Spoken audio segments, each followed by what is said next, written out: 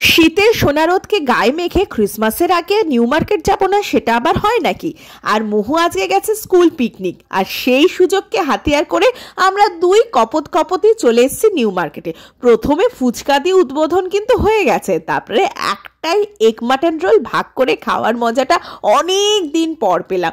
তারপর আইসক্রিম খেলাম। মানে এরকম একটা দিন হঠাৎ করে যে আমরা পেয়ে যাব বুঝতেই পারিনি। তারপর টুকটাক শপিং চললো, যেমন এই মুহুর জন্য বিটিএস এর এই টি শার্টটা কিন্তু বেশ ভালো লাগলো। তারপরে ভাবলাম ডাল বড়া খাবো না, থাক।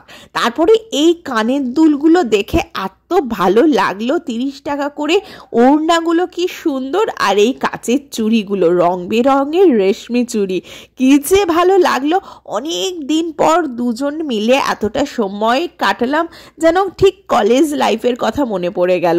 এই ব্যস্ততার জীবনে আমাদের তো একে অন্যকে সময় দেওয়াই হয় না। সব মিলিয়ে আজকের দিনটা বেশ কাটলো।